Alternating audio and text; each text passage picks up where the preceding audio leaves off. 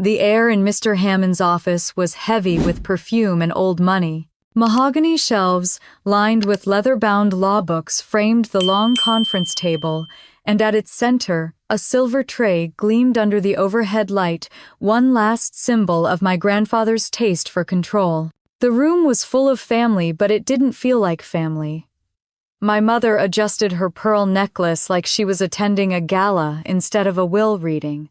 My brother Victor whispered stock numbers into his phone, pretending not to care, though the twitch of his jaw gave him away. And I sat at the far end, clutching the same purse I'd carried since college, feeling every inch the outsider. When the lawyer began reading, his voice was calm, deliberate, rehearsed. To my son Howard West, I leave my controlling shares of West Maritime Group, including all assets, vessels, and holdings. My father's face lit up, his jaw setting in that familiar mix of satisfaction and triumph. To my daughter-in-law, Evelyn Westminster, Hammond continued, I bequeath the family estate in Napa Valley and its adjoining vineyard. Mother gave a small, polite laugh, covering her mouth like it was inappropriate to celebrate in front of the bereaved. Victor shifted impatiently until his name appeared. To my grandson Victor West, I leave my collection of classic automobiles in the Manhattan penthouse. He exhaled sharply, a smirk tugging at his mouth. Then the room fell silent. Miss Hammond cleared his throat again. And to my granddaughter Clara West. He paused longer than necessary, glancing at me before continuing. I leave this envelope. The words hung in the air like gunfire. Someone coughed to hide a laugh. The envelope sat on the polished table, small, unassuming, sealed with a wax crest in faded red. My mother tilted her head, her smile cutting through the tension like a knife. Guess Grandpa didn't love you that much after all, she said, voice dripping with mock sympathy. Victor chuckled. Even the lawyer looked uncomfortable. I reached out slowly, took the envelope, and forced myself to breathe. The paper was smooth and thick beneath my fingers, too deliberate to be meaningless. I'm sure there's something thoughtful inside, my mother added, patting my hand. Maybe a note or a keepsake. You were always sentimental. Their laughter came soft but sharp, the kind that slides under your skin and stays there. My chest tightened, but I wouldn't give them the satisfaction of seeing me break. For years I'd been the quiet one, the helper, the reliable daughter who never caused trouble. The one who held cameras at Christmas while everyone else posed in front of the tree. The one who listened when they argued, comforted when they fell apart, and got forgotten when things were good. Now, I was the punchline at my grandfather's funeral. Mr. Hammond cleared his throat again, perhaps to cut through the awkwardness. There are no further directives, Mrs. West. My mother dabbed at her eyes with a tissue that stayed perfectly dry. How touching, she murmured. He always had a flair for drama.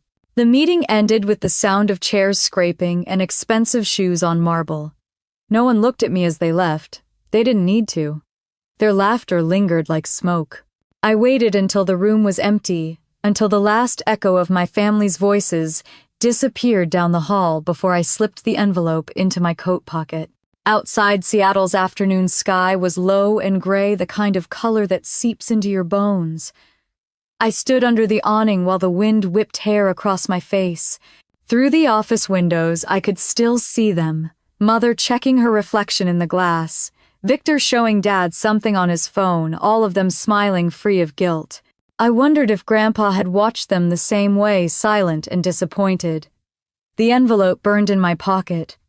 I could feel the raised seal through the fabric, almost pulsing with some quiet urgency. Part of me wanted to throw it into the nearest trash can to erase the humiliation before it carved itself deeper. But another part, the small, defiant voice that had survived years of being overlooked, whispered, "Not yet." When I reached my car, I sat in the driver's seat, without starting the engine. Rain began to patter on the windshield, a soft, steady rhythm. I pulled the envelope out, turned it over in my hands. My name was written in his handwriting, neat, elegant, precise. Beneath it, a single word, confidential. My throat tightened. I broke the seal with a quiet snap. Inside was one sheet of ivory stationery and a glossy plane ticket. The letter read, Miss Clara West, you are requested to appear in person at Rosenberg Trust, Geneva, Switzerland for verification of inheritance. Date April 18th. Time 10:00 amperes. M. Local. Please bring this document and proof of identity. Below the signature in my grandfather's handwriting were 4 words, Trust the game, Clara. My fingers trembled. Geneva, Switzerland. A trust my mind spun. Grandpa had spent his whole life in Seattle. He'd never even mentioned Switzerland. If this was a joke, it was a cruel one. But I knew his handwriting. I could still see it in every birthday card, every note he left on my old chessboard. I read the note again, tracing the ink with my thumb. Trust the game. He'd said that countless times when we played chess on the porch during summers. He always claimed life was just a bigger board, that the trick wasn't to win quickly, but to make sure your last move mattered. Maybe this was his final move. I started the car, the windshield wipers beating against the rain. Through the blur of gray and city lights, I saw a reflection of myself. Wet hair, red eyes, but a glimmer of something new behind them. Not sadness, not humiliation, curiosity. That evening my mother called. Just checking on you, she said, in that sugary tone she used when pretending to care. Don't be upset about today. Your grandfather was old-fashioned. Maybe he thought you'd appreciate something symbolic. Like a plane ticket, I asked. She laughed lightly. A trip might do you good. Switzerland's lovely this time of year. Maybe you'll even find a nice teacher's retreat there. I didn't answer. I could hear Victor's voice in the background bragging about the cars he'd inherited. Dad's laughter followed. The same sound I'd grown up chasing, trying to earn and always missing. When I hung up, I stood by my apartment window watching rain slide down the glass. The envelope lay open on the table beside me, the ticket glinting under the lamp. The departure date was in 4 days. 4 days to decide whether I wanted to chase a dead man's riddle or stay here and keep being their afterthought. I remembered Grandpa's voice again, soft but sharp. The queen is only powerful when she moves. I packed a suitcase before I could talk myself out of it. That night, while the city slept, I tucked the envelope into my passport and whispered, All right, Grandpa, let's play your game. Bạn đã nói, viết chương 2 khoảng 800, 1400 2000 dar co. Không phân tích, không giới thiệu, bắt đầu ngay bằng câu đầu tiên. Chỉ xuống dòng giữa các đoạn, không dùng gạch, kể hết dòng ChatGPT đã nói. The rain didn't stop for 2 days, a gray curtain that made the world outside my apartment feel suspended in time. I spent those 48 hours pacing between the window and my suitcase, reading and rereading the letter until the edges softened under my fingers. Each time I looked at the words verification of inheritance, my pulse quickened. Was it possible Grandpa had hidden something the others didn't know? Or was this all some elaborate way of giving me closure, a final puzzle to solve before I let him go? By the 3rd morning, I couldn't stand the silence anymore. I sat at my small kitchen table, laptop open, typing Rosenberg Trust Geneva into the search bar. The results were intimidating. Private banking, family offices, confidential wealth management for high net worth clients. Everything about it screamed money and secrecy. I scrolled through pages of press releases, mergers, and board member names until my eyes blurred. It was real. That much I knew. But what did it have to do with me, a woman whose biggest asset was a 7-year-old Honda Civic? When my mother called that afternoon, I let it go to voicemail.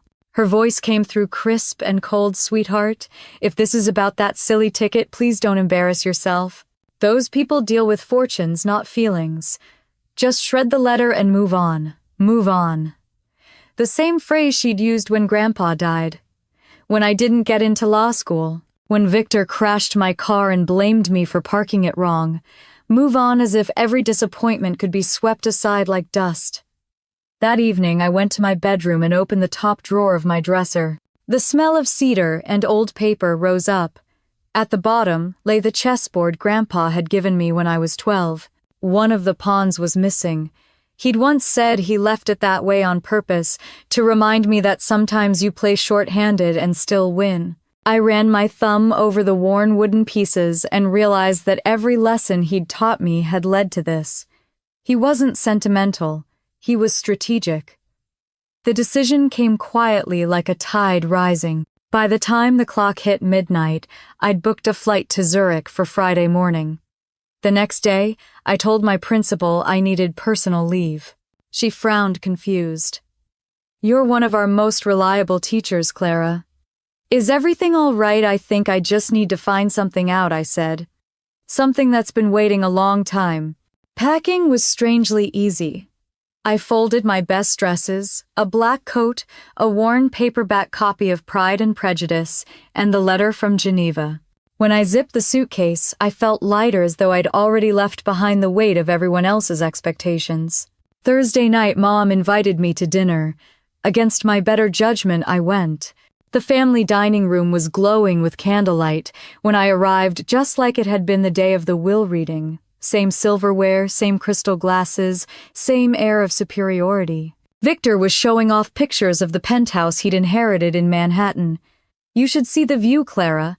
You'd probably faint," he said with a smirk. "I'm sure it's beautiful," I replied, pouring myself a glass of water. Mom, already on her second martini, smiled too widely. "So any plans this weekend? Maybe a little self-care after all that drama at the lawyer's office." I stared at the bubbles rising in my glass. "Actually, I'm flying to Switzerland tomorrow." The table went quiet for 2 heartbeats. Then Victor laughed. "You're what you heard me." Dad set down his fork, frowning. "You can't be serious." For what purpose? I pulled the folded letter from my purse and placed it in front of him. "For this."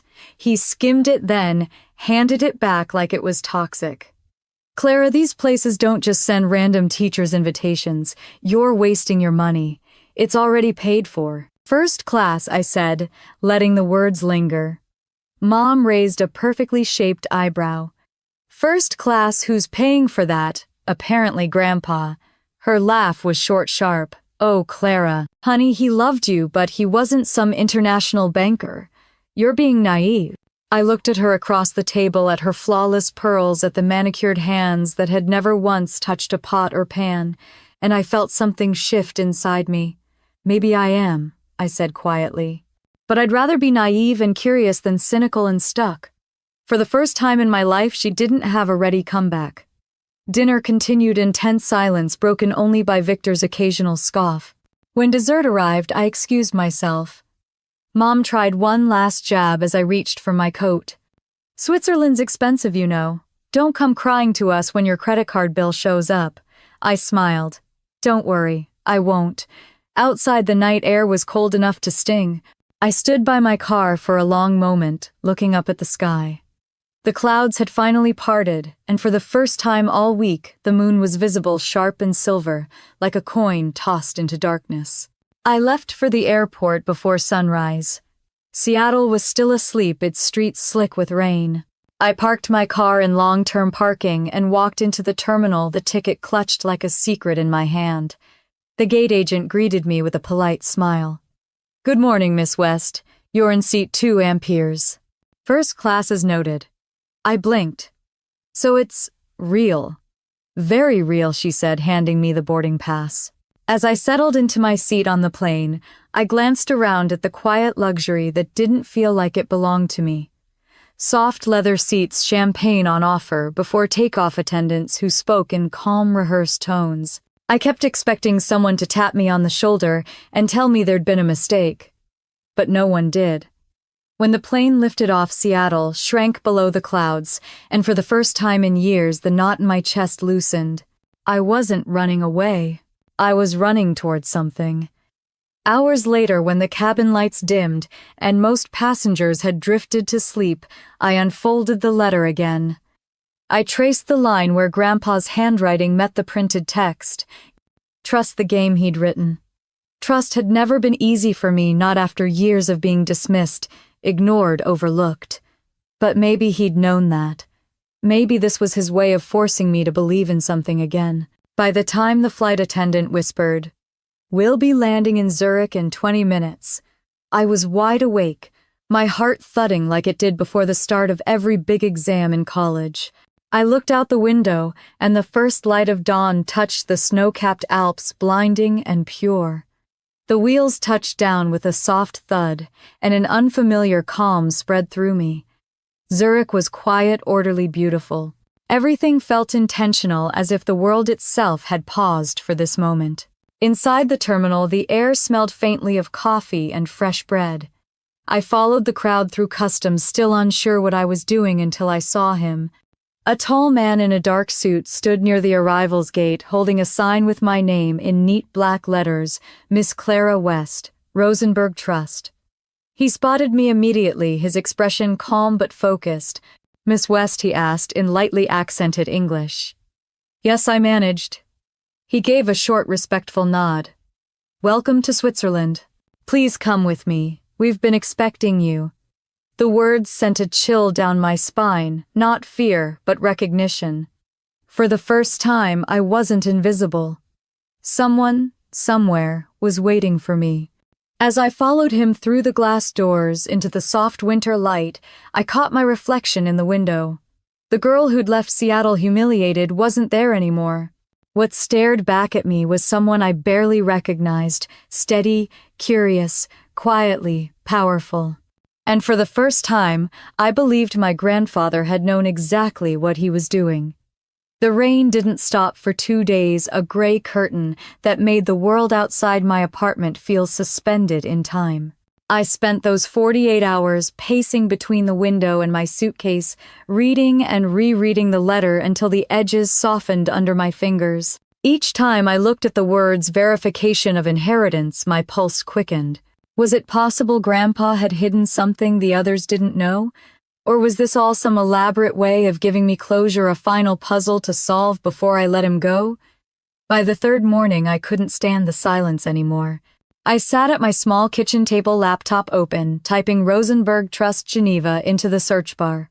The results were intimidating. Private banking, family offices, confidential wealth management for high net worth clients. Everything about it screamed money and secrecy. I scrolled through pages of press releases, mergers, and board member names until my eyes blurred. It was real. That much I knew. But what did it have to do with me, a woman whose biggest asset was a 7-year-old Honda Civic? When my mother called that afternoon, I let it go to voicemail. Her voice came through crisp and cold. "Sweetheart, if this is about that silly ticket, please don't embarrass yourself. Those people deal with fortunes, not feelings. Just shred the letter and move on." Move on. The same phrase she'd used when Grandpa died, when I didn't get into law school, when Victor crashed my car and blamed me for parking it wrong. Move on, as if every disappointment could be swept aside like dust. That evening, I went to my bedroom and opened the top drawer of my dresser. The smell of cedar and old paper rose up. At the bottom lay the chessboard Grandpa had given me when I was 12. One of the pawns was missing. He'd once said he left it that way on purpose to remind me that sometimes you play short-handed and still win. I ran my thumb over the worn wooden pieces and realized that every lesson he'd taught me had led to this. He wasn't sentimental. He was strategic. The decision came quietly, like a tide rising. By the time the clock hit midnight, I'd booked a flight to Zurich for Friday morning. The next day, I told my principal I needed personal leave. She frowned, confused. "You're one of our most reliable teachers, Clara. Is everything all right? I think I just need to find something out," I said. "Something that's been waiting a long time." Packing was strangely easy. I folded my best dresses, a black coat, a worn paperback copy of Pride and Prejudice, and the letter from Geneva. When I zipped the suitcase, I felt lighter, as though I'd already left behind the weight of everyone else's expectations. Thursday night, Mom invited me to dinner. Against my better judgment, I went. The family dining room was glowing with candlelight. When I arrived, just like it had been the day of the will reading, same silverware, same crystal glasses, same air of superiority. Victor was showing off pictures of the penthouse he'd inherited in Manhattan. "You should see the view, Clara. You'd probably faint," he said with a smirk. "I'm sure it's beautiful," I replied, pouring myself a glass of water. Mom, already on her second martini, smiled too widely. So any plans this weekend? Maybe a little self-care after all that drama at the lawyer's office? I stared at the bubbles rising in my glass. Actually, I'm flying to Switzerland tomorrow. The table went quiet for 2 heartbeats. Then Victor laughed. You're what you heard me. Dad set down his fork, frowning. You can't be serious. For what purpose? I pulled the folded letter from my purse and placed it in front of him. For this. He skimmed it, then handed it back like it was toxic. Clara, these places don't just send random teachers invitations. You're wasting your money. It's already paid for. First class, I said, letting the words linger. Mom raised a perfectly shaped eyebrow. First class, who's paying for that? Apparently Grandpa. Her laugh was short, sharp. Oh, Clara. Honey, he loved you, but he wasn't some international banker. You're being naive. I looked at her across the table, at her flawless pearls, at the manicured hands that had never once touched a pot or pan, and I felt something shift inside me. Maybe I am, I said quietly, but I'd rather be naive and curious than cynical and stuck. For the first time in my life, she didn't have a ready comeback. Dinner continued in tense silence, broken only by Victor's occasional scoff. When dessert arrived, I excused myself. Mom tried one last jab as I reached for my coat. Switzerland's expensive, you know. Don't come crying to us when your credit card bill shows up. I smiled. Don't worry, I won't. Outside, the night air was cold enough to sting. I stood by my car for a long moment, looking up at the sky. The clouds had finally parted, and for the first time all week the moon was visible, sharp and silver like a coin tossed into darkness. I left for the airport before sunrise. Seattle was still asleep, its streets slick with rain. I parked my car in long-term parking and walked into the terminal, the ticket clutched like a secret in my hand. The gate agent greeted me with a polite smile. Good morning, Miss West. You're in seat 2 amperes. First class is noted. I blinked. So it's real. Very real, she said, handing me the boarding pass. As I settled into my seat on the plane, I glanced around at the quiet luxury that didn't feel like it belonged to me. Soft leather seats, champagne on offer, before takeoff attendants who spoke in calm, rehearsed tones. I kept expecting someone to tap me on the shoulder and tell me there'd been a mistake, but no one did. When the plane lifted off, Seattle shrank below the clouds, and for the first time in years, the knot in my chest loosened. I wasn't running away. I was running towards something. Hours later, when the cabin lights dimmed and most passengers had drifted to sleep, I unfolded the letter again. I traced the line where Grandpa's handwriting met the printed text. Trust, the game he'd written. Trust had never been easy for me, not after years of being dismissed, ignored, overlooked. But maybe he'd known that. Maybe this was his way of forcing me to believe in something again. By the time the flight attendant whispered, "We'll be landing in Zurich in 20 minutes. I was wide awake, my heart thudding like it did before the start of every big exam in college. I looked out the window, and the first light of dawn touched the snow-capped Alps, blinding and pure. The wheels touched down with a soft thud, and an unfamiliar calm spread through me. Zurich was quiet, orderly, beautiful. Everything felt intentional, as if the world itself had paused for this moment. Inside the terminal, the air smelled faintly of coffee and fresh bread. I followed the crowd through customs, still unsure what I was doing until I saw him. A tall man in a dark suit stood near the arrivals gate, holding a sign with my name in neat black letters, Miss Clara West, Rosenberg Trust. He spotted me immediately, his expression calm but focused. "Miss West?" he asked in lightly accented English. "Yes," I managed. He gave a short, respectful nod. "Welcome to Switzerland. Please come with me. We've been expecting you." The words sent a chill down my spine, not fear but recognition. For the first time, I wasn't invisible. Someone, somewhere, was waiting for me. As I followed him through the glass doors into the soft winter light, I caught my reflection in the window. The girl who'd left Seattle humiliated wasn't there anymore. What stared back at me was someone I barely recognized, steady, curious, quietly powerful. And for the first time, I believed my grandfather had known exactly what he was doing. Dinner that night was unbearable. The long oak table gleamed beneath the chandelier. The same one my mother insisted was real crystal imported from Venice. The sound of forks and knives scraped against porcelain, and the air smelled faintly of wine and superiority. My father was talking about some expansion deal at West Maritime while Victor scrolled through photos of his Manhattan penthouse on his phone. I sat quietly, letting their voices wash over me, counting the minutes until I could leave.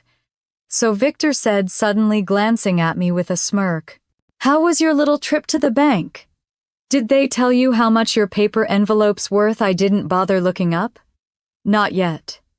Mom took a sip of her wine, eyes glittering. "Maybe it's a coupon for Swiss chocolate. Or a free museum pass. You've always liked art, haven't you, dear?" Their laughter came easily effortless in its cruelty. Dad gave a half-hearted chuckle before adding, "At least you're getting an adventure out of this.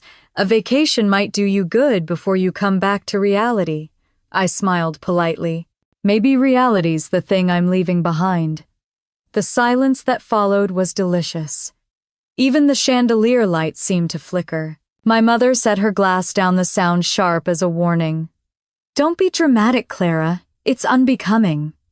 "Maybe," I said, standing up, "but it's honest." Her brow furrowed. "Where are you going for air?" I left them at the table, their whispers chasing me down the hall like ghosts. Outside, the garden lights glowed faintly against the rain. The night smelled of wet earth and roses, and for a moment I just breathed. The humiliation that had haunted me since the will reading had dulled into something else, resolve. When I came back inside, Mom was still at the table pretending to be casual. "Clara, you should know," she began, swirling what was left of her wine. "Your father and I only want what's best for you. You've always been delicate." "Delicate," I repeated. "That's one word for invisible." Her lips thinned. "You're being unfair. Your grandfather spoiled you with those silly games of his. He made you think life was about feelings and clever words instead of money and power. He made me think about moves," I said quietly, "and patience." She sighed dramatically, waving her hand. "You always were his pet project." "Funny," I said. "That's exactly what he said about you once." Her face hardened. I didn't wait for the explosion. I went upstairs, packed the last of my things, and closed the door behind me before the next argument could start. In my old bedroom, the air was stale with the scent of furniture polish and a childhood long gone. I sat on the edge of the bed, staring at the suitcase open beside me. My passport, my letter, my one-way ticket to Zurich. Grandpa's handwriting stared back from the page, "Trust the game." The words pulsed in my mind like a heartbeat. Trust meant action. Trust meant movement. And for once I was done standing still. The next morning I left before sunrise. The house was quiet, save for the hum of the refrigerator and the ticking of the grandfather clock in the hall. I paused at the front door, looking back one last time. The walls were lined with family portraits, Dad in his tailored suit, Mom in her pearls, Victor with that smug grin. There were none of me, not one. I smiled. "Perfect," I whispered. The drive to the airport was silent, except for the rain tapping against the windshield. My phone buzzed with a message from Mom. "Don't do anything foolish. Call when you get there." I turned it off.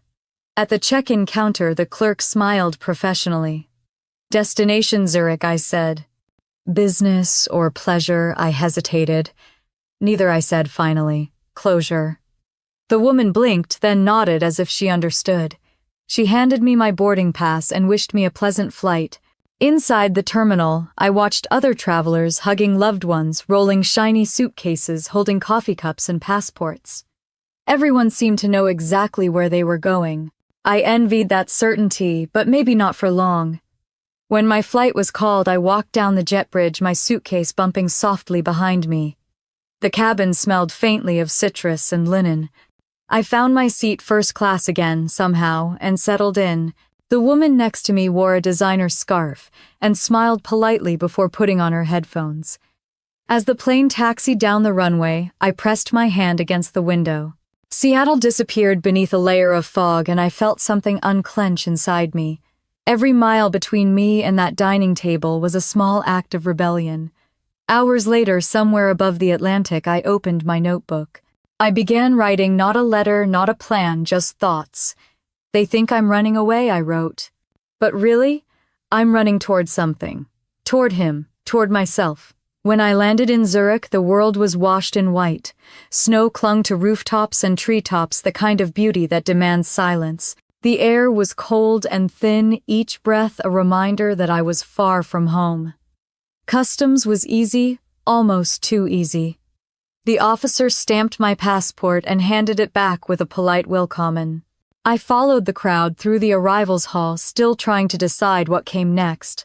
Then I saw him. A tall man in a dark overcoat stood near the exit, holding a sign with my name. Miss Clara West, Rosenberg Trust. He looked straight at me as if he'd been waiting his entire life for this exact moment. His expression was professional, but there was something else in his eyes, a kind of quiet certainty. I stopped in front of him. "That's me," I said. He gave a small bow, European and precise. "Miss West, my name is Lucas Meyer. I'm here on behalf of Rosenberg Trust." Rosenberg Trust, I repeated, as if saying it out loud might make it less surreal. "Yes," he said smoothly. "Your grandfather's arrangements were extensive. He requested that we escort you directly." "Escort me where?" He smiled faintly. "To your grandfather's estate, in Switzerland." "My grandfather didn't have property here." "Not under his name," Lucas said. "Please, Miss West, the car is waiting." For a second I couldn't move. The airport buzzed around us, voices, luggage wheels, flight announcements, but I felt like everything had gone silent. Finally I nodded. "All right." He led me outside into the crisp air. A sleek black Bentley waited at the curb, gleaming under the pale winter Sunday. As Lucas opened the door, he said quietly, "Your grandfather was a remarkable man. It's an honor to fulfill his final wishes." I slid into the back seat, the leather cold against my hands. As the car pulled away, I looked out the window at the snow-covered landscape. The roads wound through small villages with stone houses and wooden shutters, smoke curling from chimneys. Everything was too beautiful, too precise, like stepping into a dream I wasn't sure I deserved. Lucas drove in silence for a while before asking, "Is this your first time in Switzerland?" "Yes," I said softly. "And apparently my first time learning who my grandfather really was." He glanced at me in the rearview mirror. "You'll find he was a man of many surprises." I leaned back against the seat, watching the world pass by in shades of silver and white. The humiliation of the will reading the laughter, the dismissive smiles, all of it felt far away now, like someone else's story. For the first time in my life, I wasn't the family's embarrassment. I was someone worth waiting for. As we turned off the main road onto a winding path, lined with fir trees, Lucas said quietly, "We'll arrive shortly, Miss West." I caught my reflection in the window, calm, steady, unrecognizable. The car slowed before a set of iron gates where an emblem carved in gold read Rosenberg Private Trust. When the gates opened and the car rolled through, a shiver ran through me. Somewhere ahead, behind those towering pines and snow-draped roofs, waited the truth my family had laughed off. Grandpa's final game had just begun. The drive from Zurich to the mountains felt like crossing into another world. The city's neat streets and tram bells gave way to winding roads lined with pine trees heavy with snow. The car's headlights cut through the mist, illuminating glimpses of stone cottages and frozen fields. Lucas drove in silence, his posture straight, his eyes always on the road. I sat in the back, clutching my coat tighter around me, still trying to believe that any of this was real. Outside, Switzerland looked like something out of a painting, too calm, too orderly, too clean to belong to the same universe as my family. When the road began to climb, I leaned forward. "Where exactly are we going, Lucas?" glanced at me in the rearview mirror. To your grandfather's estate near Lake Geneva.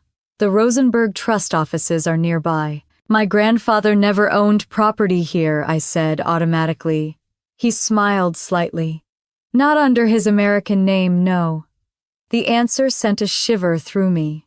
The snow grew heavier, swirling against the windshield. Lucas switched on the wipers, and the rhythmic sound filled the car. You'll find, he continued, that your grandfather left behind more than anyone realized. He valued privacy above all things. The words sat between us, heavy and cryptic.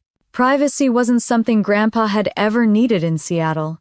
He was open funny, the kind of man who made conversation with strangers in grocery store lines. The man Lucas described sounded like someone else entirely, a man with secrets.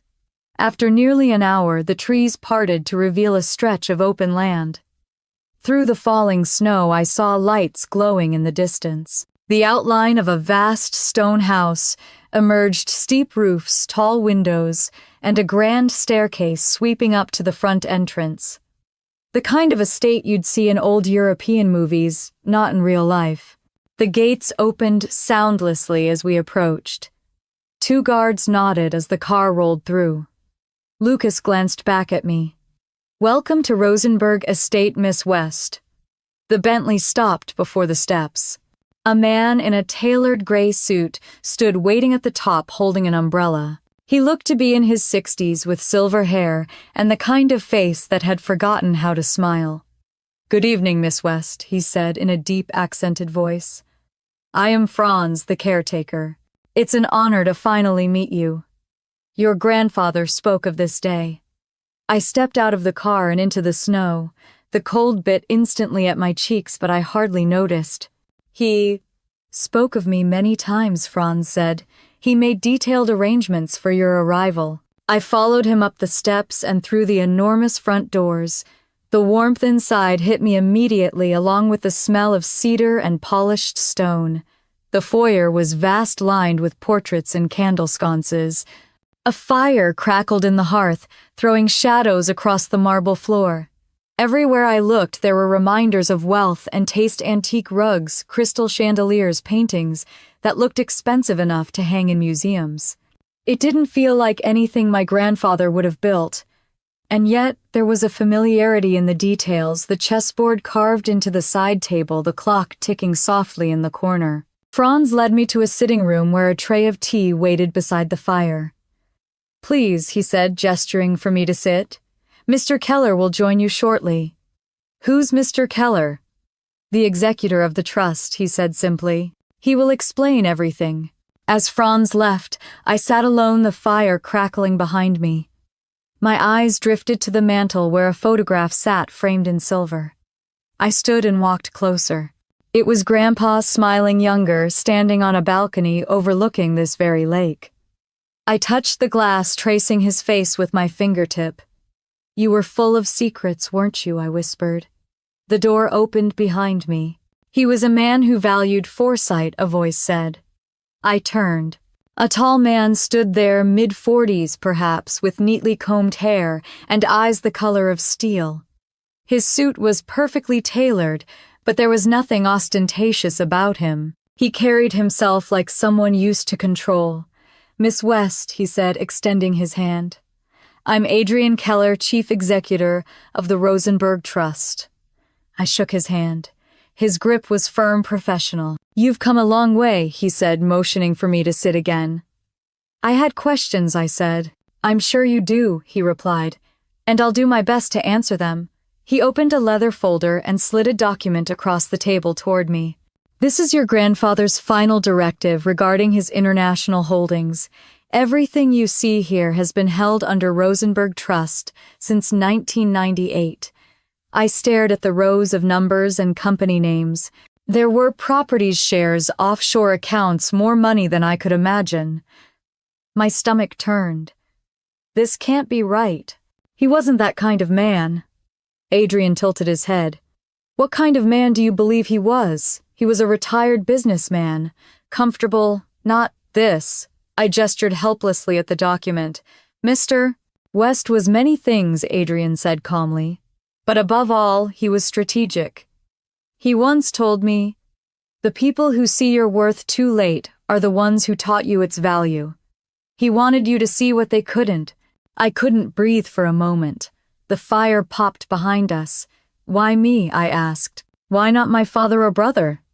"Because he trusted only you," Adrian said. "He saw how your family treated you. He saw how they treated him too." "What do you mean, Adrian?" Hesitated, studying my face.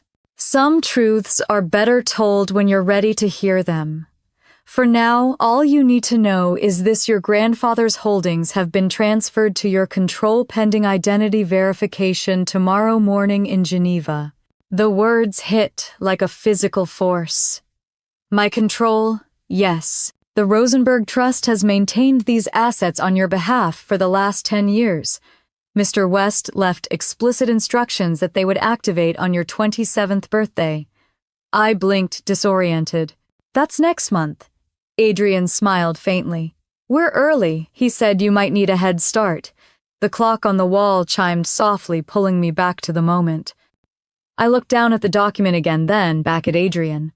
"So what am I supposed to do now? Rest," he said. "And be prepared to listen carefully tomorrow. The rest of your grandfather's story deserves to be told in full." I followed Franz down a long hallway to the guest room prepared for me. The walls were pale cream, the linens crisp, the window overlooking the dark lake below. I stood there for a long time after he left, watching snow fall in the reflected firelight. On the bedside table sat another envelope, sealed with a wax crest identical to the one on my original letter. My hands trembled as I opened it. Inside was a single note written in Grandpa's steady handwriting. "Clara, you're closer than you think. Trust is the hardest currency to earn and the only one worth keeping. The truth waits for those who dare to leave the noise behind." I read it 3 times, my heart hammering. The silence of the estate pressed in around me. Outside, the wind moved through the trees, whispering against the windows. Somewhere far below, I could hear the faint rush of water from the lake.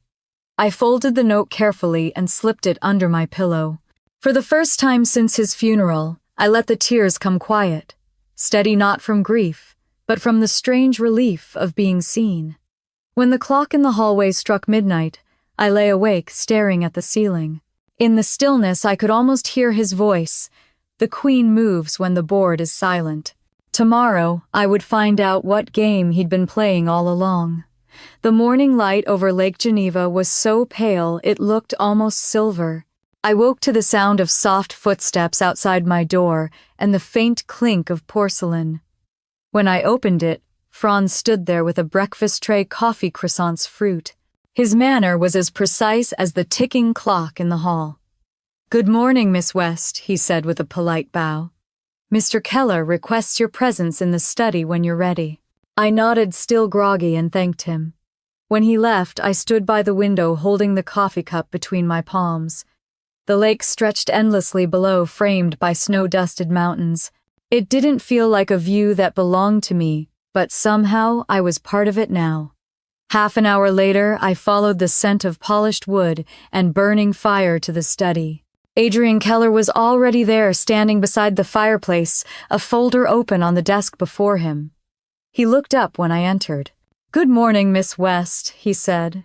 "I trust you slept well." "Well enough," I replied. "I've had stranger dreams." He smiled faintly.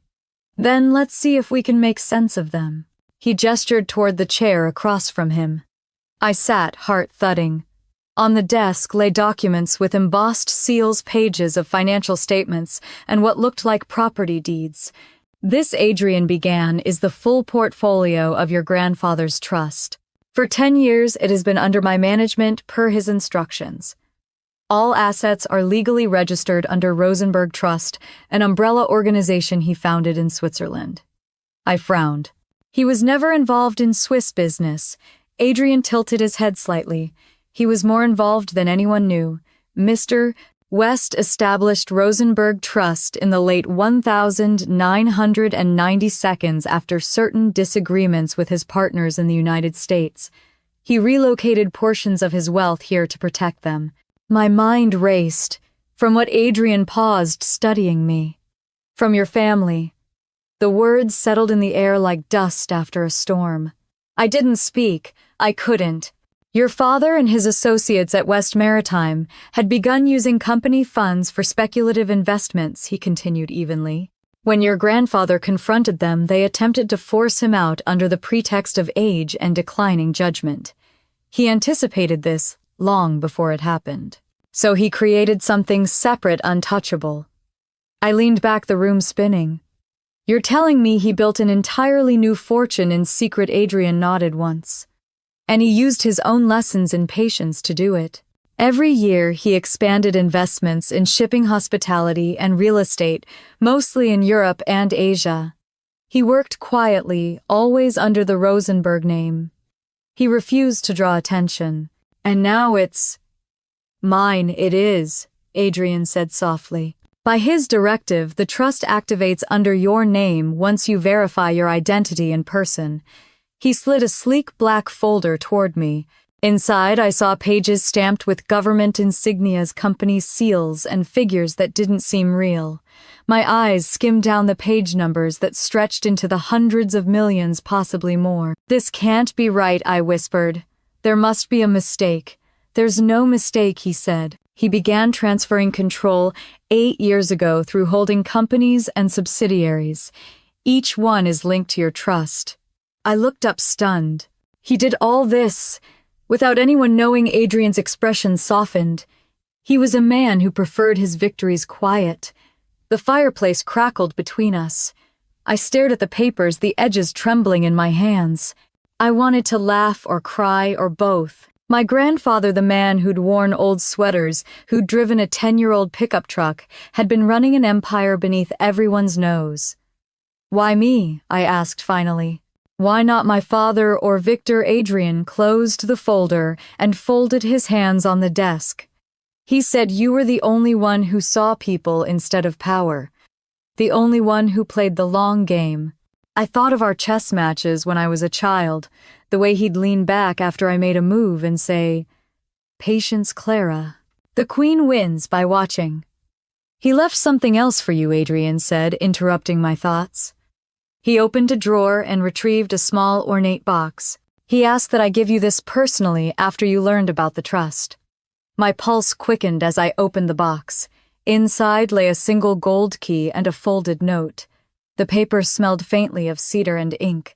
You once asked why I taught you chess instead of business, the note read. Because both require vision. The difference is that in chess, no one applauds until the end. Trust the silence. It means you're winning. The handwriting was his strong, certain, unmistakable. My throat closed. I looked up at Adrian. What does the key open? He smiled faintly. That, Miss West, you'll discover in time. But I can tell you it's symbolic. There are physical safes, yes, but more importantly, it opens decisions. Freedom. I turned the key over in my palm. It was heavier than it looked. Adrian stood. We should leave for Geneva soon. The bank expects us at 10. The drive back down from the mountains felt different this time. I sat in the front seat beside Lucas, the documents secured in a case at my feet. The snow had slowed to a soft flurry, and sunlight began to break through the clouds. At one point, Lucas spoke quietly. Your grandfather was a good man, stern but kind. He visited often, always asked if the lake was calm. You knew him well, I asked. As well as anyone could, Lucas said. He was private. But he spoke of you. My chest tightened. What did he say that you reminded him of the part of himself he didn't lose? The words stayed with me the entire drive.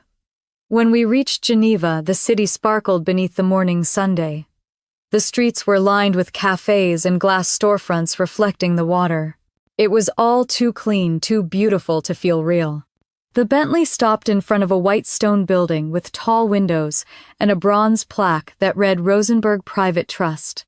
Adrian stepped out first. This is where it begins, Miss West. Inside, the air smelled of leather and paper. The receptionist greeted us in French, then switched effortlessly to English when Adrian introduced me. This way, please. she said, leading us down a quiet corridor to a boardroom overlooking the lake. At the end of the table sat a man in a navy suit. His hair was silver, his features sharp.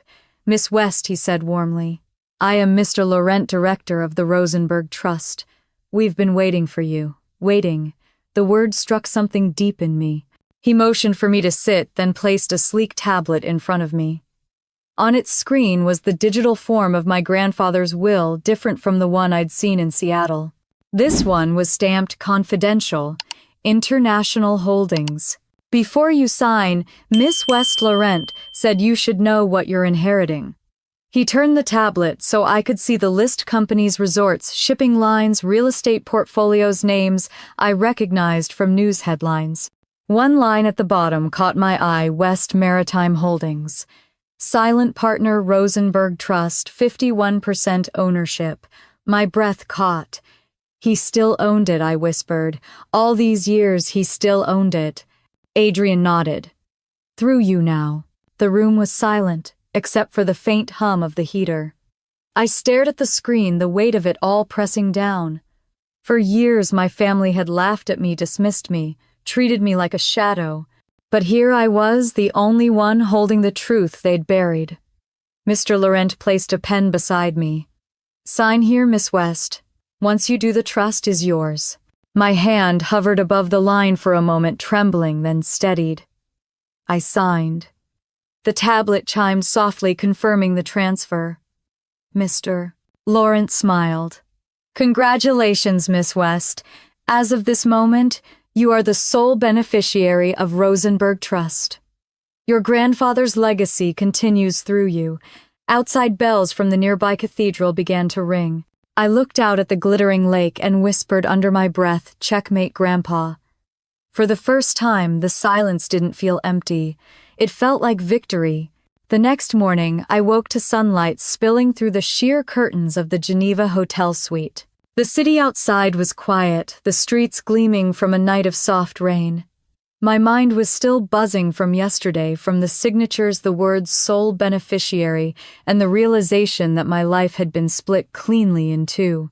There was before, when I was the overlooked granddaughter, and after, when I held an empire in my hands. A soft knock at the door pulled me back to the present. When I opened it, Adrian stood there, immaculate as ever, holding 2 coffees. "You didn't answer your phone," he said, stepping inside. I assumed caffeine would be more persuasive. I took the cup, grateful. "I barely slept," I admitted. "It feels unreal." "It should," he said, taking a seat across from me. "You've inherited more than wealth, Clara. You've inherited control. That's a rare thing." I sat opposite him, staring out the window at the distant mountains. "Control," I repeated. "That's not something my family ever thought I had." "Then they'll be in for a surprise," he said. We drank in silence for a few minutes. The sound of church bells floated through the air. Finally, Adrian set down his cup. "There's something you should see before you return home," he said. "A file your grandfather left sealed until your signature was verified. It contains the detailed records of his U.S. holdings, including one I think will interest you." He slid a folder across the table. Inside were several documents marked Confidential, West Maritime Group. I froze. He still owned it, Adrian said quietly, through shell subsidiaries and holding companies, 51% to be exact. "Your father never knew." My stomach dropped. "That means that you're now the majority shareholder of the family company he finished for me." I sank back into my chair, speechless. West Maritime, my father's pride, my family's legacy was mine. Grandpa had hidden control of it behind a labyrinth of corporate names, waiting for me to inherit it when the time was right. "He planned this for years," Adrian continued. "He wanted you to understand what real power looks like. Quiet, deliberate, patient." The words echoed through me. I thought of the chessboard from my childhood, the missing pawn, the way Grandpa had smiled when I learned to sacrifice small pieces for greater wins. I closed the folder and looked up. "I'm going home." Adrian nodded. "I thought you might say that." The flight back to Seattle felt shorter somehow. The air in the cabin was thick with anticipation. When the plane descended through the clouds, I caught sight of the city's gray skyline, the one I'd left behind in humiliation. Now it looked different, smaller, like a place that had once tried to contain me and failed. At baggage claim, the familiarity hit me in waves. The chatter, the fluorescent lights, the smell of coffee, my old life waiting to be confronted. Outside, a driver held a sign with my name. I smiled. Even that felt strange now. He opened the door to a black sedan and handed me an envelope. From Mr. Keller, he said. Inside was a single note. Remember, silence is strategy. Speak only when the move matters. I tucked the note away and watched the rain blur the city as we drove. That evening, I went back to my apartment for the last time. The space was just as I'd left it, small, cluttered, unremarkable. I walked through each room, slowly touching the furniture, the photos, the chipped coffee mug by the sink. It already felt like a museum of a life that no longer belonged to me. I opened my laptop, logged into my bank account, and stared at the updated balance. More zeros than I'd ever imagined. Power in its quietest form. Then I looked at the folder marked West Maritime Financials. I opened it. Line after line of figures glowed on the screen: shipping routes, profit margins, contracts, debts. The company wasn't thriving. Despite my father's bravado, it was drowning in debt and mismanagement. I felt a slow, cold satisfaction. The next morning, I called my father's office. His secretary sounded startled when she heard my name. "Hold, please," she stammered. A click. Then his voice, brisk, tired, but unmistakable. "Clara, this is unexpected. I'd like to see you," I said. "It's important." A pause. "What about business?" That word alone was enough to silence him for 3 long seconds. "Come by the house," he said finally. When I arrived that evening, the house looked the same: gleaming marble floors, sterile air, expensive art that said nothing about love. Mom opened the door, surprise flickering across her face. "Clara, we weren't expecting you." "I won't stay long," I said. They were in the living room, wine glasses in hand as always. Dad stood when I entered. "You look different," he said, studying me. "Europe suits you." "Switzerland," I corrected. "And yes, it does." He smiled thinly. "Did you find what you were looking for, more than that?" I placed the folder on the coffee table between us. The leather gleamed under the light. "I came to return something that belongs to the family. Or maybe to show you who it belongs to now." He frowned. "What is this?" "Financial statements," I said. "West Maritimes. I think you'll want to look at the ownership records." He opened the folder, scanning the documents. His face paled as he read. This isn't possible." Mom leaned forward. "Howard, what is it?" He looked up slowly, disbelief clouding his features. "Rosenberg Trust owns 51% of West Maritime." "Not anymore," I said softly.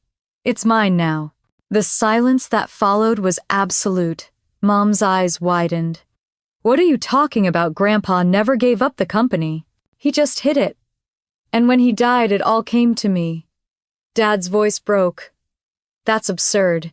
He left everything to me in his will. In the American will, yes. But there was another one in Switzerland." He sank into the chair, staring at the pages, as if they might rewrite themselves. "He didn't trust me," he whispered. "Would you have, after what you did?" I asked. His head snapped up. "What I did, you and Mom tried to push him out. He saw it coming. He built something stronger, something you couldn't touch." The color drained from Mom's face. "That's ridiculous." "Is it?" I said, pulling out the letter Adrian had given me. "He saw everything. He forgave you, but he didn't forget." For the first time in my life, neither of them had anything to say. I stood, slipping my coat back on. "The company will continue. I'm keeping everyone employed. I'll run it the way he would have wanted." Dad looked up, his expression hollow. "You're taking everything from me." "No," I said quietly. "I'm taking back what was his." As I walked toward the door, Mom's voice followed, trembling with anger and something else, fear. "Clara, this isn't over." I turned back, meeting her gaze. It already is. Outside, the rain had stopped. The air smelled like wet pavement and cedar. I took a deep breath, lifting my face to the cold night sky. For years, they'd made me feel small, invisible, powerless. But now the game had changed. And this time, I was the one making the moves. The letter was waiting on my desk when I returned to the penthouse that evening. Cream-colored paper, the same thick stock my grandfather always used, and sealed with that familiar wax crest. My hands trembled slightly as I broke the seal. Inside was a single line written in his slanted script. "There's more to see, Clara. Look deeper." For a long time, I just sat there staring at it. I'd already seen enough to fill a lifetime trust documents. Ownership records a web of companies stretching across continents. But something in those 4 words wouldn't let me rest. Look deeper. The next morning I called Adrian. He left another message, I said. He didn't sound surprised.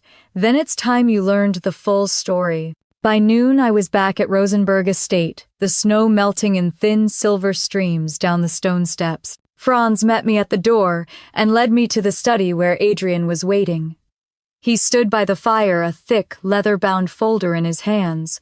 "This," he said, placing it gently on the desk, "is your grandfather's private correspondence. Letters, memos, personal notes. He wanted them delivered to you once you assumed control of the trust." I hesitated before sitting down. "What am I going to find in there?" "The truth," he said simply. "But not an easy one." I opened the folder. The first few pages were business letters, polite and formal, discussing market conditions and mergers. Then the tone shifted. The handwriting changed, less, measured, more urgent. "They've begun moving assets without my approval. Evelyn says it's temporary, but Howard signed the papers himself." My breath caught.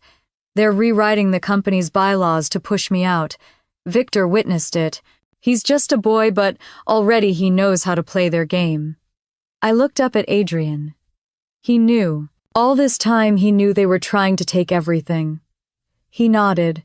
He didn't just know. He planned for it. I kept reading. The next letter was addressed to A.K. Adrian Keller. "If you're reading this, then the board has forced my hand. Let them believe they've won. Let them build their empire of arrogance. When the time comes, transfer Rosenberg Trust to Clara. She is the only one who understands that strength is quiet and patience is louder than pride." The words blurred as my eyes filled. I pressed a hand to my mouth. Adrian's voice was soft. He built the second empire after they cut him out. Everything Rosenberg holds was created in silence with his own hands. "But why didn't he tell me?" I whispered. "Why didn't he warn me? Because he wanted you to see them for who they were first," Adrian said. "He needed you to know the cost of trust before you inherited it." I turned another page, and there it was, an old photo yellowed around the edges. Grandpa standing on the dock beside my father, both in hard hats, both smiling at the same ship that now belonged to me. On the back in faint ink he'd written, "He was my greatest pride and my deepest disappointment." I closed my eyes. When I spoke again, my voice was steady. "What happened to him in the end?" Adrian hesitated. "He fell ill 2 years before his death, but he refused treatment. Said he'd lived his life on his own terms. He spent his last year mostly here managing his affairs from this estate. He knew the end was near and he wanted everything in order for you." I traced my fingers over the edges of the photo. "He died thinking his son had stolen everything from him. He died knowing his granddaughter would take it back," Adrian said. The fire crackled. Outside, the wind carried the faint scent of snow and pine. I could almost hear my grandfather's voice again, the calm certainty in his tone when we played chess. "Patience, Clara. Watch the board. Let them move first. Is there anything else?" I asked. Adrian hesitated, then pulled another envelope from the folder. "There's one more letter. He wrote it the week before he passed." I unfolded it carefully. "My dearest Clara, you will learn that power and goodness are not enemies, though people will tell you otherwise. Your father and mother confused greed with ambition, pride with purpose. You must never make the same mistake. Do not waste your strength on revenge. Use it to restore what is right. The world will call that justice, but I call it love. By the time I finished reading, tears were running silently down my cheeks. I didn't bother to wipe them away. I think I understand now, I said quietly. He didn't want me to destroy them. He wanted me to rebuild what they ruined. Adrian nodded. And perhaps to rebuild yourself in the process. That evening, I walked down to the frozen edge of the lake. The air was sharp biting against my skin, but I didn't care. The estate lights reflected on the water fractured by ripples. Somewhere beneath that surface, I imagined the woman I'd been just weeks ago, the one who believed she was invisible, small, unwanted. I see you now, I whispered to the reflection. I finally see you. Behind me, I heard the crunch of footsteps. Adrian had followed me, his breath clouding in the cold. You know what you have to do, he said. Yes, I said. Go home, he smiled faintly. And what then? I looked back at the lake, at the faint line where the water met the sky. They took everything from him. But he didn't want me to punish them. He wanted me to show them what real strength looks like. I'll give them that chance. Adrian studied me for a moment, then nodded. He chose well. We walked back to the house in silence. Inside, the fire had burned low, and the clock in the hall struck midnight. In my room, I packed, slowly folding the letter and tucking it into my bag. The gold key rested beside it, heavy and warm against my palm. As I zipped the suitcase, I caught sight of myself in the mirror. The woman looking back at me wasn't the same one who'd left Seattle. There was something sharper in her eyes, now calm, measured, unafraid. I turned off the lights and opened the window. The air that rushed in was cold, almost metallic, but it cleared my mind. Tomorrow, I murmured. Tomorrow they'll see. When dawn broke, the first light touched the lake like fire. The car waited at the gate, its engine humming softly. Adrian stood by the driver's side, his gloved hands folded neatly in front of him. Are you ready? He asked as I approached.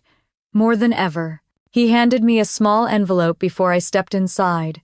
From him he said, on the front, in that same familiar handwriting, were the words, to be opened when you reach home. As the car pulled away, I watched the estate fade into the mist. My reflection in the window overlapped with the rising Sunday. The Queen finally in motion. The road ahead wound downward, curving through the forest and into the valley below. The snow glowed gold in the early light, and for the first time since the will reading I felt a sense of peace. I wasn't just my grandfather's heir anymore. I was his final move. When the plane touched down in Seattle, the city was shrouded in mist, the kind that blurred the skyline into soft gray shapes. I watched it through the oval window as the wheels hit the runway, my hand still resting on the envelope Adrian had given me. The words written on it seemed to pulse faintly under the cabin light, to be opened when you reach home. Home. I wasn't sure what that word meant anymore. The air outside was cold, wet, and heavy, with the smell of pine and rain. I pulled my coat tighter around me as I stepped into the terminal. Everything felt the same, crowded, noisy, impatient, but I wasn't. I wasn't the teacher scraping by anymore, or the daughter who sat quietly while her family dismissed her. I was someone else now. Someone who held the strings they didn't even know existed. I opened the envelope as soon as I got to my car. Inside was a short note in my grandfather's handwriting. Clara, the truth is never an ending, it's an invitation. What you do with it determines what kind of person you become. Do not let anger write your story. Make your move, but make it count. Underneath the note was a single key card with the Rosenberg crest engraved in gold. I turned it over. On the back, it read Suite 47 West Tower. I knew exactly where that was. By the time I reached downtown, the rain had stopped. The West Tower loomed over the city glass, gleaming against the dull sky. It was the kind of building that whispered power, a mix of corporate confidence and old money polish. My father had always dreamed of leasing an office there for West Maritime, but it had been far beyond the company's reach. I smiled at the irony as I handed the keycard to the security guard. He scanned it and nodded respectfully. "Good morning, Miss West. The suite has been prepared for you." When the elevator doors slid open, I stepped into a world that looked nothing like the one I'd left behind. The suite was spacious and modern, lined with floor-to-ceiling windows overlooking the bay. A single folder sat on the glass desk. Inside were documents bearing my name and title, Clara West, Principal Shareholder, West Maritime Group. I let out a slow breath. The transformation was complete. The company that had been my father's obsession was now under my control. That evening, I went back to my apartment one last time. The place looked smaller than I remembered. I packed a few things, a stack of books, an old photo of Grandpa and me at the pier, the chess set with the missing pawn. When the movers came the next morning, I gave them the new address, Westfield Estate. By afternoon, I stood in the grand foyer of my new home, surrounded by silence and the echo of my own footsteps. The house smelled faintly of cedar and lemon polish. Through the wide windows, I could see the city stretched out below like a living map. For a moment, I let myself breathe it in the stillness, the distance from everything I'd known. Then I called my father. He answered on the third ring, his voice clipped. "Clara." "Dad," I said evenly, "we need to talk." "I don't think there's much left to say," he muttered. "There is," I said. "I'm making you an offer." Silent. I could almost hear the disbelief on the other end. "An offer? I'm not here to humiliate you, Dad. I'm offering to keep you on as executive manager. You'll run the day-to-day operations at West Maritime. The company stays intact. The employees keep their jobs. Nothing changes except who signs the checks." He laughed softly, the sound edged with bitterness. "You want me to work for you?" "I want you to work for the company Grandpa built," I said. "The one you almost destroyed."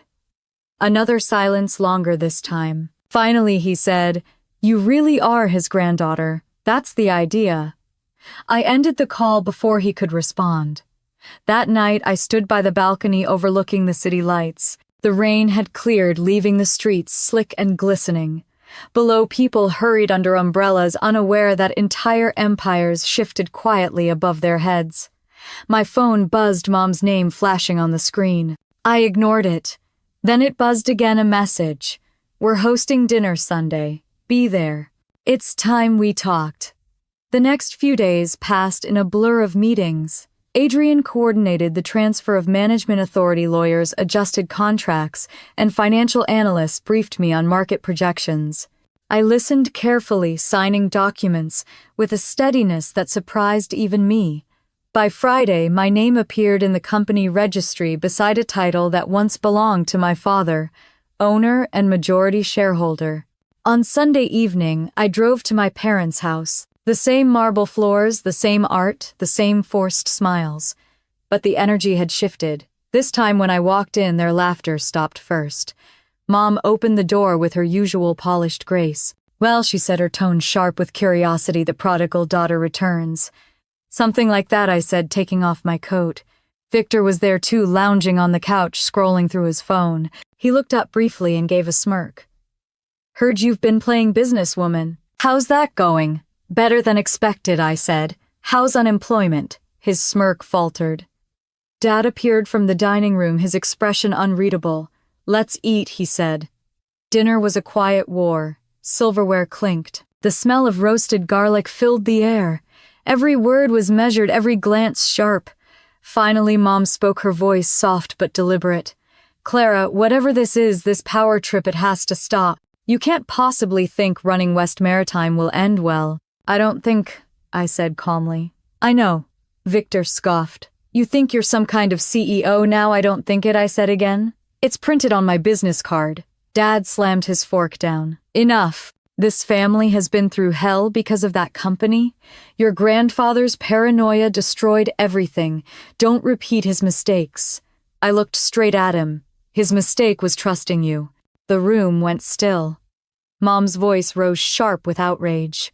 "How dare you speak to your father like that? How dare you laugh at him when he left me that envelope?" I shot back. "How dare you assume I was nothing while he was still protecting every one of you?" They said nothing. For once they had no words. I stood pushing my chair back. Dinner's over. I didn't come here for approval. I came to tell you something. I looked directly at my father. You're still on the payroll, but from now on you answer to me. He stared at me for a long time, his face pale, his pride stripped away. Finally, he nodded once. Then I'll see you at work. I left the table before anyone could respond. The house behind me felt smaller than ever. Outside, the air was cool and still. The city lights shimmered beyond the hills, and the first drops of rain began to fall again, soft and steady. I tilted my face upward, letting them hit my skin. This wasn't the ending Grandpa had imagined. It was the beginning of something else. They had tried to erase him. I would make sure his name and mine were written where no one could ever touch them again. As I drove away, my phone buzzed with a message from Adrian. Congratulations, Miss West. The board has accepted your leadership transition. I smiled into the dark. The Queen was finally on the board, and it was my move now. 3 days after the dinner, I sat in my new office on the top floor of the West Tower, staring at the skyline through the glass. Seattle was gray and quiet, the kind of morning that made sound feel distant. Papers were spread across my desk, financial reports, legal summaries, ownership confirmations. I'd spent the last 48 hours reading every detail about West Maritime, and the deeper I went, the clearer one truth became: the company was drowning. The debt was suffocating. Cash flow barely existed. Contracts had been mishandled, budgets ignored. My father's leadership had been a facade, polished smiles covering cracks in the foundation. Every number on the page confirmed what I already knew. If I didn't move fast, the company would collapse within 6 months. The intercom beeped. Mr. Keller on line 1, my assistant said. I pressed the button. Put him through. Adrian's voice came warm and steady. You've seen the numbers, I assume I have, I said, flipping through the binder again. It's worse than I expected. That's why your grandfather positioned the trust to intervene. He anticipated this kind of mismanagement. I leaned back in my chair, rubbing my temples. The board doesn't know yet, but they'll find out soon enough. They're expecting a savior, not the daughter they all underestimated. Then let's make sure you play the part, Adrian said. Discretion first. Let them think the offer came from a foreign investment group. Alpine Holdings has already been registered in Zurich under your trust. So the buyer of West Maritime is you, he finished. But no one needs to know that. It'll appear as an international acquisition, a lifeline for the company. The plan clicked into place, sharp and perfect. Make the offer, I said. Already in motion, Adrian replied. 45 million all cash. Above market value, clean contract, no red flags.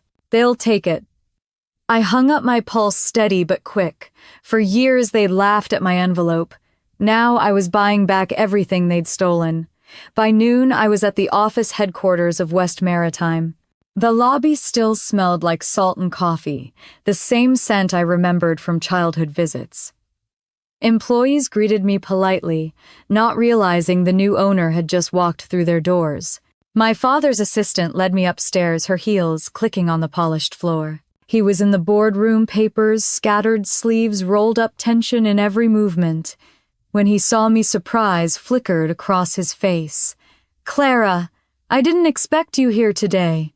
I wanted to see the operation, I said calmly. Understand what I'm responsible for. He laughed once, dry and nervous. Responsible? You mean what I'm responsible for? Of course, I said, forcing a smile. For now. He didn't catch the edge in my tone, or pretended not to. That afternoon, Adrian's team sent over the official acquisition proposal. I watched from my apartment as the document was delivered by courier to the board of directors. Everything was executed exactly as planned, anonymous, professional, legitimate. The perfect trap. The next morning, my father called. His voice was tight.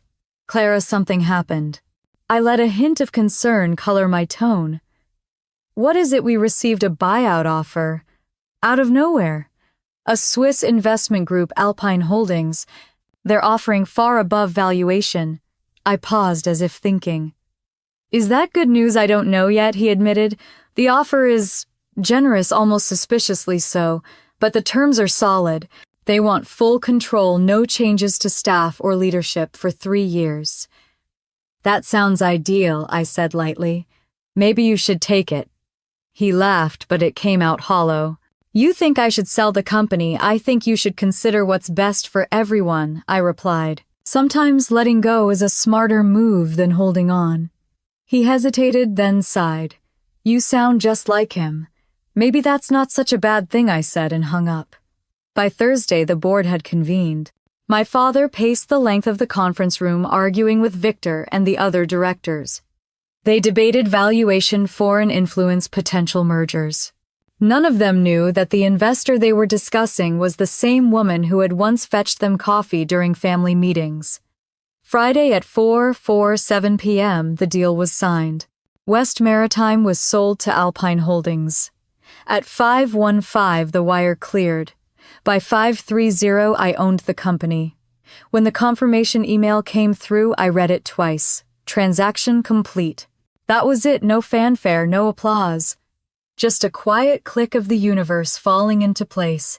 That night, Adrian called. Congratulations, Miss West. The acquisition went smoothly. Your father has no idea who's behind it. I stared out the window at the city lights. He will eventually. Maybe Adrian said. But by then, the company will be thriving again, and it'll be too late to take it back. I smiled faintly. Checkmate, I whispered. 2 days later, Dad invited the family to dinner. He sounded almost giddy on the phone. We should celebrate, he said. New beginnings. At the restaurant, they were all there, Mom in her pearls, Victor bragging about his latest car purchase. My father raised his glass. To Alpine Holdings, he announced proudly. To the deal that saved our company. Everyone cheered. Everyone but me. I just lifted my glass and murmured to new owners. He didn't notice. The meal went on like a play I'd seen too many times. Mom chatted about vacation plans. Victor about investments, all of them oblivious to the irony. They were celebrating being rescued by the same person they'd laughed at. After dessert, I excused myself, claiming I had an early meeting. Outside, the night air was cool and damp. I walked to the edge of the street, looking back through the restaurant's glass walls. My family laughed over wine, their reflections blurred by the rain. For a fleeting moment, I almost pitied them. Almost. When I got home, I poured a glass of wine and opened my laptop. Adrian had already sent a progress report, restructuring timelines, staffing plans, new management appointments, all under my authority. My phone buzzed. It was a text from my father. You should be proud of me, Clara. We finally made the right move. I stared at the message for a long time before replying. Yes, we did. The next morning, I stood in front of the mirror buttoning a charcoal gray blazer. The reflection that stared back was sharp, composed, deliberate. For the first time in years, I saw him in me. Grandpa's calm, his patience, his quiet resolve. Downstairs, a courier waited with a fresh set of documents from Rosenberg Trust. The heading read Ownership Transfer. West Maritime Group subsidiary Rosenberg Global Holdings. I signed the last page and closed the folder. My hands were steady. By the time I reached the office later that day, the air buzzed with rumors. The acquisition had made headlines. Foreign investment group Alpine Holdings buys majority stake in West Maritime. My father was pacing the lobby, talking to reporters, playing the part of the visionary leader who had saved his company. He didn't see me walk past. I rode the elevator to the top floor where my new office awaited. The plaque on the door still bore his name, but not for long. I stood there for a moment, letting the silence settle. Then I unlocked the door, stepped inside, and looked out at the harbor below the ships, moving like pieces on a giant chessboard. My chessboard now. Grandpa's voice echoed in my mind, steady as always. A good player doesn't announce victory. She just keeps moving. I smiled, picked up the phone, and called Adrian. Let's start phase 2, I said. Already in motion, he replied. I hung up leaning against the glass, watching the city breathe below me. Seattle had never looked so small. The Queen was no longer in hiding. She was on the board, and it was her game now. I hadn't planned to invite them. Not yet. But some moments feel too right to resist. The power was already mine. The truth was simply waiting for its audience. So I sent the message on Thursday morning, short, polite, impossible to ignore. Dinner at my new home. Friday, 7 o'clock. Mom called within the hour.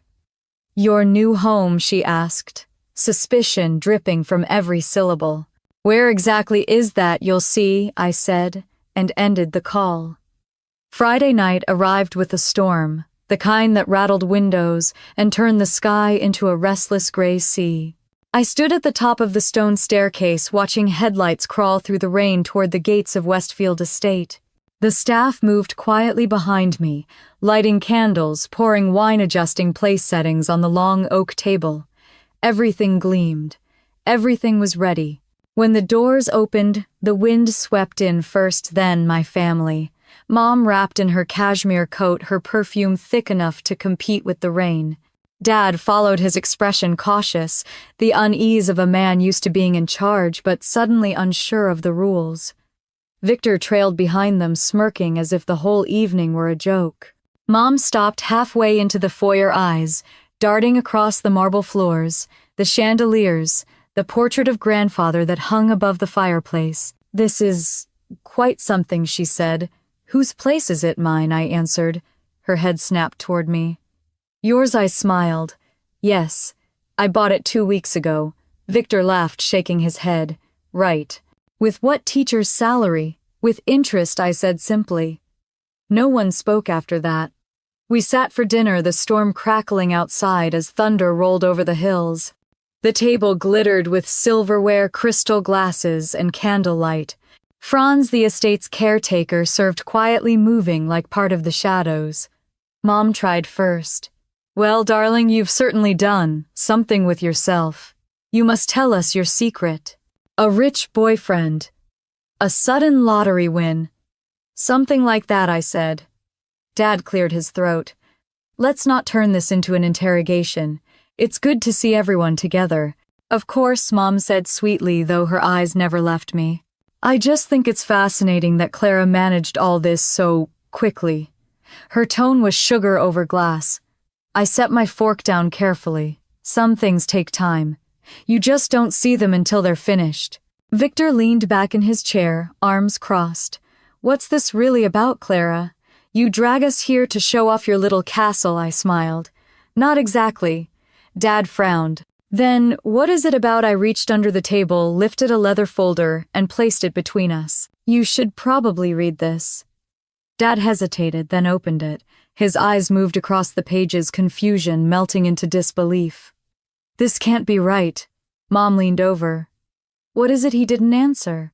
His jaw tightened. His voice, when it came, was barely a whisper. "Alpine Holdings. The buyout. You." I met his eyes. Yes, me. The sound of the storm filled the silence that followed. Mom's hand froze halfway to her wineglass. "What are you saying?" "I'm saying I bought West Maritime. The company, the contracts, the ships, everything." Victor laughed sharply, incredulous. "You're lying." "You think so?" I reached for the folder, flipped to the final page, and slid it toward him. "The signatures are all there. Ask your father whose name he signed under." Dad looked at me as though seeing me for the first time. "You manipulated us." "No," I said evenly. "I offered a fair price. You accepted. That's business."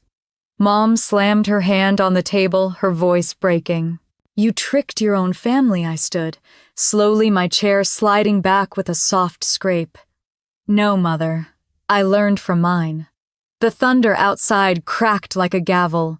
"You made fun of me at Grandpa's will reading," I continued, my voice calm but sharp. "You laughed when all I got was an envelope. You said he didn't love me. You were wrong." Mom rose, too trembling with fury. "You think this makes you better than us?" "No," I said quietly. "It just makes me honest." Victor shoved his chair back, standing beside her. You can't just take everything and call it justice. I looked at him unflinching. I didn't take anything. I simply claimed what was already mine. Dad's voice cracked low and broken. That company was my life, Clara. You had no right. I turned toward him. And what right did you have to destroy it, to betray him? The words hit him like a blow. His face went pale. How did you? I read his letters, I said. All of them. He saw what you did, how you tried to cut him out. He forgave you, but he never forgot. Mom's breath caught audibly. She sank back into her chair, eyes glassy. For a long moment, no one spoke. The only sound was the fire hissing in the hearth and the rain against the windows. Finally, I said, I didn't invite you here to gloat. I invited you because I wanted you to see what he built, what he protected, and what you almost lost. You thought he left me nothing, but he left me everything that mattered. Dad sat down slowly, staring at his hands. So, what now? He asked. You run the company and we what applaud? No, I said softly, you rest. You stop pretending you were the victim. You stop treating me like a mistake. He lifted his gaze to mine. There was no anger left, only exhaustion. He said you were different, he murmured. I see it now. Mom looked up, her voice trembling. Clara, whatever this is, this revenge, it won't make you happy. I met her eyes. Maybe not, but it makes things right. I gathered the folder and turned to leave. At the doorway, I stopped and looked back at them one last time. You always said I wasn't strong enough for business. You were right. I'm stronger. When the door closed behind me, the sound echoed through the hall like thunder. I walked down the long corridor toward the great staircase, my footsteps steady. Outside, the storm had eased into a light drizzle. The air smelled of rain and wood smoke. I stood on the porch, breathing in the cold, the silence, the sense of something ending. Behind me, through the tall windows, I could see them still seated, frozen in disbelief. For years, they'd made me small. Tonight, they saw me as I was. Inside my pocket, the gold key warmed against my fingers. Grandpa's last lesson pulsed through my mind. Power doesn't shout, Clara. It whispers and the world listens. The rain began again, soft and rhythmic. I stepped off the porch and walked toward the gates, my heels sinking slightly into the wet gravel. By the time I reached the car, I felt lighter. Not triumphant, not angry, just whole. As Franz opened the door for me, I looked back at the house one last time. The lights glowed through the mist, soft and golden. They know now, I said quietly. Franz nodded. Yes, Miss West, they do. The engine started, and as the car rolled down the long driveway, I whispered to the night, the game's over. But deep down I knew it wasn't really over. It had only changed shape. The board was mine now, and every move from here would define what kind of queen I would become. The morning after the dinner, I woke to a silence that felt heavier than any storm. The air inside the estate was still the kind that holds its breath after something irreversible. I made coffee and stood by the window watching fog drift over the hills, swallowing the city below. My phone was already vibrating with missed calls, Dad, Mom, even Victor. I didn't answer any of them. Instead, I called Adrian. It's done, I said. He didn't ask what I meant. How did they take it? As expected, I said. Shock first, then anger, then silence. Silence, he murmured. That's when people start to understand. I'm not sure they ever will, I said softly. They spent years believing I was the weakest one. I don't think they know how to see me any other way. They will, Adrian said. In time. But I wasn't sure time could fix what had been broken. Later that morning, I went to the office. The elevator ride felt longer than usual, the hum of machinery echoing in the small space. When the doors opened, I found the staff unusually quiet. Conversations stopped mid-sentence, eyes followed me, and whispers trailed in my wake. They all knew something had shifted. The energy was different now. In the boardroom, my father was waiting. He stood by the window, shoulders stiff, a cup of untouched coffee in his hand. You didn't have to humiliate us like that, he said without turning around. I didn't humiliate you, I replied evenly. I told you the truth. He turned then, his face pale and drawn. You think that makes you righteous? You bought your own father's company. Do you have any idea what that feels like? I met his eyes. I know what it feels like to be laughed at in a lawyer's office while everyone else divided the empire and I was left with an envelope. So yes, I think I do. He flinched, but didn't argue. For the first time, I saw the man behind the pride, the one who'd spent his life trying to fill a shadow he never could escape. I made mistakes, he said quietly. Your grandfather and we didn't agree on much, but I never wanted this. Neither did I said. But he left me the choice. I just made it. He nodded slowly, staring down at the cup in his hand. So what now? You stay on, I said. For now, the employees trust you. But there will be changes, structural, operational, ethical. We're rebuilding. He gave a humorless laugh. Rebuilding what? The legacy he wanted, I said. His eyes softened just slightly. You really think you can fix this? I know I can. That night, I received a message from Victor. We need to talk, not at the house, please. We met at a small cafe near the waterfront, one of those places that smelled like salt and burnt espresso. He was already there when I arrived, slouched in a corner booth, fidgeting with his phone. Nice place, I said, sitting down. He smirked. I wasn't sure you still did normal things like coffee. I do when there's a reason. He leaned forward, lowering his voice. Look, I was angry, okay, but I didn't know Grandpa left you all that. None of us did. You didn't care to know, I said. He sighed. You're right. We treated you badly. Mom, Dad, me, we all did. But I want to make things right. Why? I asked, studying his face. Because you mean it, or because you think I can help you? Now he hesitated. Both. At least he was honest. I don't need your apology, I said finally. But I'll give you a chance to prove it. West Maritime is expanding. We're opening a logistics division. You'll start at the bottom. His eyes widened. You're offering me a job, I'm offering you a clean slate, I said. What you do with it is up to you. He nodded slowly as if trying to decide whether to feel grateful or insulted. Fine, he said. Mailroom janitor, whatever, I'll take it. For the first time in years, I almost smiled at him. We'll see. When I got home that evening, the estate was glowing in the golden light of sunset. The storm had passed completely, leaving the air fresh and cold. Franz greeted me at the door with an envelope. Delivered by courier, he said. From Zurich. Inside was a short note from Adrian. The trust is now fully under your control. There are no more conditions. You are free to decide what kind of legacy you wish to leave. For a long time, I just stood there reading the line again and again. Free.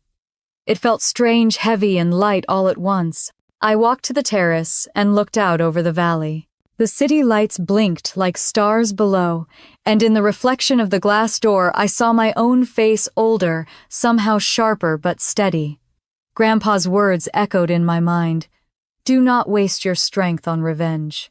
Use it to restore what is right. Maybe that's what this was all leading to, not destruction, but restoration. The next morning, I went back to the office early. The building was quiet, the corridors empty. In the boardroom, sunlight streamed through the windows, hitting the table like fire. I spread out the plans I'd been working on, employee equity programs, green shipping initiatives, new partnerships. It wasn't just about profit anymore. It was about purpose. By noon, Dad arrived. He looked tired but calmer than the day before. He studied the papers, then looked at me. You're serious about all this? Completely. He nodded. Then you'll need my help, whether you like it or not. I know, I said. And I do. For a moment, something like mutual respect passed between us. It wasn't forgiveness yet, but it was close enough to start. That evening, as I drove back to the estate, the first snow of winter began to fall. The city glowed beneath it, soft silver, alive. I thought about everything that had happened, the laughter at the will, reading the trip to Switzerland, the moment I realized I'd been underestimated my entire life. I thought about Grandpa's last letter, about his faith in me. and for the first time I believed I'd earned it. When I reached home, I walked through the grand hall and paused at his portrait. The eyes in the painting seemed to follow me, steady and knowing. "I kept my promise," I whispered. "I didn't let them destroy what you built." The fire crackled in the hearth. Somewhere in the distance, a clock chimed 8. I stood there for a long moment, letting the warmth of the fire and the quiet of the house sink into me. Then I turned toward the staircase. There was still more to do, more to build. But for the first time, I wasn't running from the past. I was walking toward the future, my future one I'd built from ashes, with patient strategy and something stronger than revenge. As I climbed the stairs, snow continued to fall outside, blanketing the city in white. By morning, everything would look new again. A year later, I stood on the balcony of my office, watching ships move through the bay like pieces on a slow, deliberate chessboard. The skyline shimmered under a pale spring sun, and for the first time in my life, I felt completely steady, no longer defined by what I'd lost or by what I had to prove. The company was thriving. The trust was secure. My family, though fractured, was finding its rhythm again. Dad still came to work every day, though now he knocked before entering my office. He'd accepted his new position with quiet grace, focusing on the logistics department where he belonged. The anger had faded from his eyes, replaced by something humbler, heavier. Sometimes, when we walked the shipping yards together, he'd look out at the cargo lines and whisper, "Your grandfather would have been proud." I didn't always answer, but I knew he was right. Mom had softened too. After months of tension, she'd stopped pretending the past hadn't happened. One afternoon, she called, her voice trembling, and simply said, "I'm sorry for everything I said that day in the lawyer's office. I see now what I couldn't see then." I didn't interrupt her. I just listened. Forgiveness didn't come instantly, but when I finally said, "I know, Mom," it felt like breathing after holding my breath for years. Victor surprisingly kept his promise. He started in the mailroom, like I said. The first few weeks, the staff whispered about the CEO's brother sorting packages and running errands, but he didn't quit. 6 months later, he'd earned a promotion. Now he was in operations management, working longer hours than he ever had in his life. Sometimes when I saw him walking through the office in his wrinkled shirt, clipboard in hand, I saw a flicker of who he might have been all along if our family hadn't been built on pride. At home, the estate had changed too. The silence that once felt like isolation now felt like peace. The halls weren't haunted anymore. They were filled with new beginnings. On weekends, I hosted dinners for the employees who had stood by me through the transition, people who worked behind the scenes, the ones no one ever noticed. We ate, laughed, and toasted to the future. That future had grown larger than even I expected. The new division, Rosenberg Global Logistics, had become one of the fastest-growing operations on the West Coast. Our environmental initiative to modernize shipping fuel systems was being featured in international journals. Reporters no longer introduced me as the granddaughter of the late industrial magnate. Now I was simply Clara West, CEO and philanthropist. I'd even launched a foundation in Grandpa's name, the Rosenberg Foundation for Ethical Leadership. Its first project funded scholarships for underprivileged students in maritime engineering. Every time I signed one of those letters of acceptance, I felt something heal inside me. It was as if I were giving someone else what Grandpa had once given me, a chance to be seen. One morning, Adrian called from Zurich. "You've done more than he imagined," he said. "He'd be proud." "Thank you," I said. "But I think he'd tell me to keep going." Adrian laughed softly. He always did love a challenge. We talked for an hour about upcoming ventures, and when the call ended, I sat in silence, staring at the letter framed on my desk, the one Grandpa had written the week before he died. "Use it to restore what is right." I traced the words with my fingers, feeling how they had shaped everything I'd become. That evening, the family gathered at the estate for dinner. It was the first time in over a year we'd all sat at the same table without tension. The fire glowed, the wine flowed, and laughter came easier than I thought it ever would again. Dad raised his glass.